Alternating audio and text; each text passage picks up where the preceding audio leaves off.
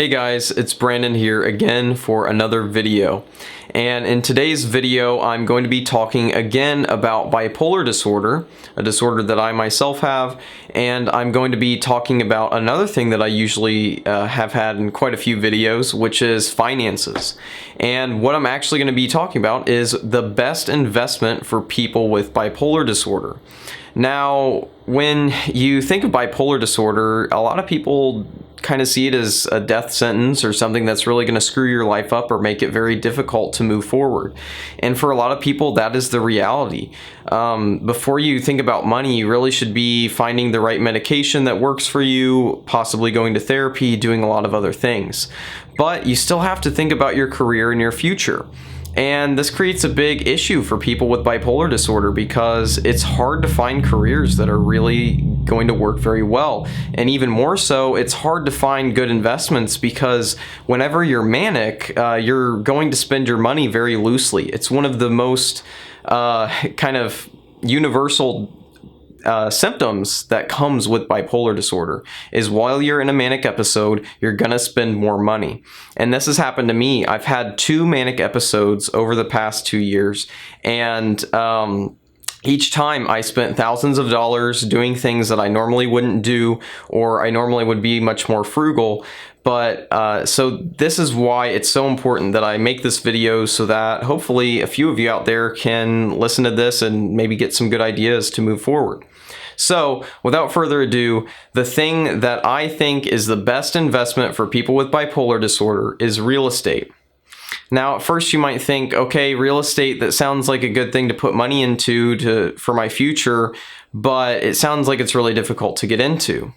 And this definitely is a small drawback to investing in real estate, but I've done it myself. I have bipolar disorder type 1. I've had, multiple manic episodes while starting my own real estate investment company, and it's still going and I'm still keeping it in there.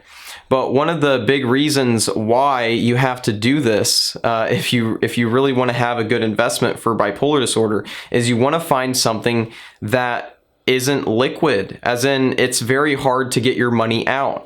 Because if you're in a manic episode and you have a typical like stock investment or like a 401k or a Roth IRA or an IRA, something like that, where you're investing just cash, even though there's a penalty on a lot of those, you can just pull the cash out. And that's not a good thing because you actually want to have some safeguards against that.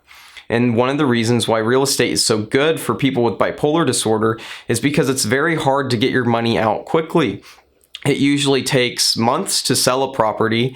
And another reason why it's so good is because real estate, especially if you're doing like something like residential real estate, like buying houses and renting them out, which is what I do, it creates a level of kind of passive income.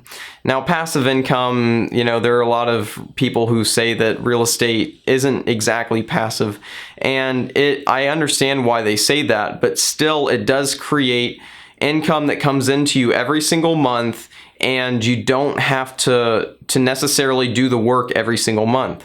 One reason why this is really good is because if you have a manic episode or a depressive episode, you might not be on your game and ready to work, but if you still have money coming in, it supports your lifestyle and it supports your all of your normal expenses. Another thing is real estate has created the most millionaires in the United States. That's a statistic that I heard, and it's really interesting to see that for people who actually want to build wealth and have a long-term good investment, real estate has been the thing to do. And this shouldn't be any different for people with bipolar disorder, and it's actually better for people with bipolar disorder, I think, because it creates a certain level of security. You can't just blow all your money because you still have value in the properties. You can't sell them immediately. You can't just sign them off. It's not going to do you any benefit. So likely if you go into a manic episode, you're just going to have it sit there. And that's a really good thing. A lot of people want liquid investments, but it's actually not a good thing for people with bipolar disorder. And another good thing about real estate is you can pretty much invest in it anywhere. Now, there are cheaper places to do it and places that are easier to get into, like where I live in the Midwest in the United States. It's kind of a lower income area compared to many other states and areas in the United States. But that actually means that it's really cheap to get started in investing.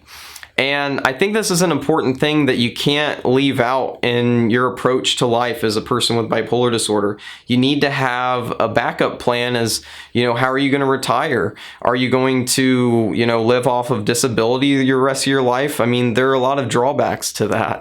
It obviously isn't a good thing, if you want to tell your relatives what you're doing with your life and they ask you and you're just like, well, I'm on disability because, bipolar disorder has destroyed my life and I can't do anything and I can't move forward. That's not a very fun conversation to have. A fun conversation to have is to say, oh, I'm investing in real estate and I've got a lot of things going for me. There's a certain level of social acceptance that comes when you're doing something like this. And I really want to stress to you guys that I'm only 24 years old. Yeah, I've had a lot of good things come to me in life. I'm not going to say that I'm not blessed or lucky, but I will say that I really believe that anyone can do this. And there are a lot of different resources out there. And if you search YouTube, I'm sure you can find a lot of good things like Bigger Pockets or Stephan. Those are two resources that are really good to go to if you want to get started in investing. And also, I would just say, even if you don't use real estate, one thing that you should still try to do is create some type of investment. It's going to be in your best interest. And if you leave this off and you think that, I'm a person with a mental health disorder and I can't do it, you're really going to be missing out on a lot of great things in life. Because with real estate or really any good investment strategy, you can create wealth that you can live off of in the future. You can get to the place where you won't need to work for someone else. You could just work for yourself, or you could just live off of your investment and go do whatever is in your heart, whatever your passion is. And that's actually the main reason why I invest in real estate. It's so that I can create an income that comes in every month for me, even when I'm not actively working in it. And I want that so that I can choose to do what I want to do every day. And I'm not yet to that point, but it's coming rather quickly. And the thing is, once you get there, you have so much more freedom. This is all about financial freedom and financial security. And that's why I personally choose to invest in real estate. Even though I have a mental health disorder, even though there are some things that go against, my financial success, that is, one thing that I do have going for me and is going to be there whether I'm in an episode or not. And I hope that you guys have found some value in this video. And if you did, please give me a thumbs up, a like, and I really hope that you guys do look into at least some type of investment or long-term thing to do with your money. You're not going to regret it, and you're going to be really happy down the road that you got started.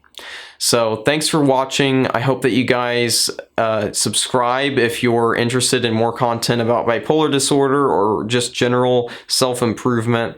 That's the type of stuff that I like to make videos about. And if you can't tell, I've been making videos for years and I'm going to continue to do so. So I hope to see you guys in another video.